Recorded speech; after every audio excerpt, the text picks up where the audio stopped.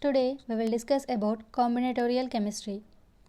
Combinatorial chemistry is a technique through which large number of structurally distinct molecules may be synthesized at a time and submitted for high throughput screening assay. Combinatorial chemistry is one of the recent methodologies developed by researchers in the pharmaceutical industry to reduce the time and costs associated with producing successful and competitive new drugs. By accelerating the process of biologically active compounds, this method is having a profound effect on all branches of chemistry, especially on drug discovery. Through the rapidly evolving technology of combinatorial chemistry, it is now possible to produce compound libraries to screen for novel bioactivities. This powerful new technology has begun to help pharmaceutical companies to find novel drug candidates quickly, save significant money in preclinical development costs, and ultimately change their fundamental approach to drug discovery. Principles of combinatorial chemistry. The key of combinatorial chemistry is that a large range of analogues are synthesized using the same reaction conditions and the same reaction vessels. In this way, the organic chemist can synthesize hundreds or thousands of compounds at one time instead of preparing only a few by a traditional methodology. For example, compound A would have been reacted with compound B to give product AB, which would have been isolated after reaction, workup, and purification. In contrast to this approach, combinatorial chemistry offers the potential to make every combination of compound A1 to AN with the compound B1 to BN. The range of combinatorial chemistry is highly diverse, and these products could be made individually in a parallel or in mixtures using either solution or solid phase techniques. Whatever be the technique used, the common denominator is that productivity has been amplified beyond the levels that have been routine for the last 100 years. Combinatorial synthesis on solid phase.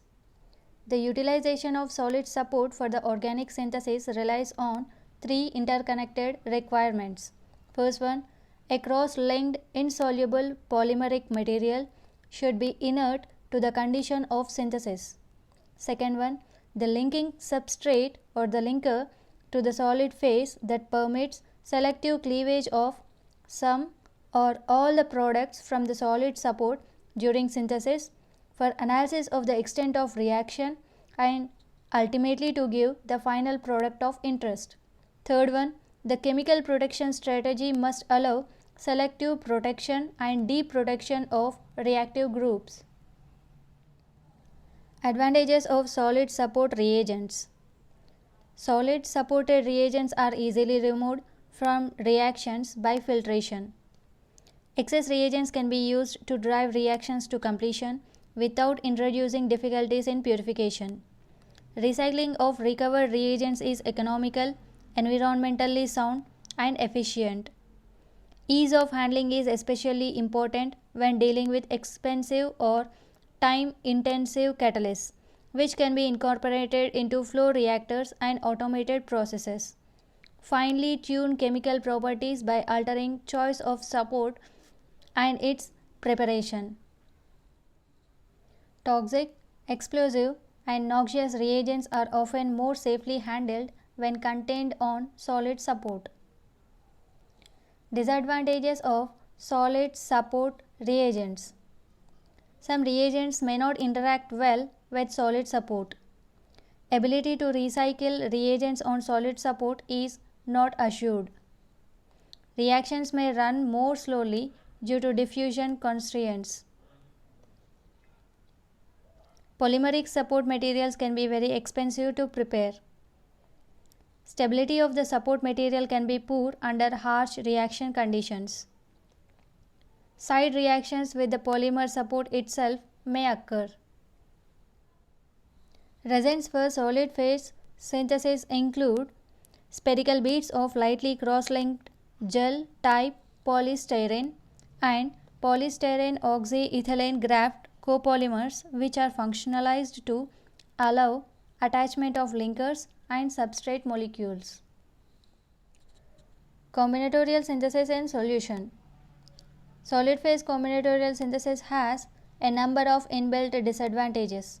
All the libraries have a common functional group at the position corresponding to the one used to link the initial building block to the linker or bead. Syntheses are usually carried out using the linear approach. Requires especially modified reactions with high yields if multi-step syntheses are attempted. Requires additional synthesis steps to attach the initial building block to and remove the product from the support. The final product is contaminated with fragments of the product formed by incomplete reaction at different stages and often needs additional purification steps.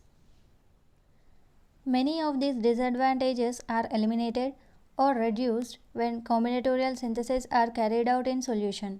For example, solution phase combinatorial chemistry does not have to have a common functional group at the position corresponding to the one used to link the synthesis substrate to the linker or bead. Both the linear, template, and convergent synthesis routes can be followed. Unmodified traditional organic reactions may be used, but multi-step synthesis will still require very efficient reactions. However, it does not require additional synthetic steps to attach the initial building block to and remove the product from a solid support. The product is not likely to be contaminated with intermediates, but unwanted impurities will still need to be removed at each stage in a synthesis. Solution phase combinatorial chemistry can be used to produce libraries that may contain single compounds or mixtures. The production is usually by parallel synthetic methods. The main problem in their preparation is the difficulty of removing unwanted impurities at each step in the synthesis. Consequently, many of the strategies used for the preparation of libraries using solution chemistry are directed to purification of the products of each step of the synthesis. Differences between solid phase synthesis and solution phase synthesis. Purification is easy. Simply wash the support in solid phase, whereas purification can be difficult in solution phase. Reagents can be used in excess in order to drive the reaction to complete in solid phase, whereas reagents cannot be used in excess unless addition purification is carried out in solution phase. Automation is easy in solid phase, whereas automation may be difficult in solution phase. Scale-up is relatively expensive in solid phase, whereas scale-up is relatively easy and inexpensive in solution phase. Fewer suitable reactions can occur using solid phase, whereas in theory an organic reaction can be used in solution phase.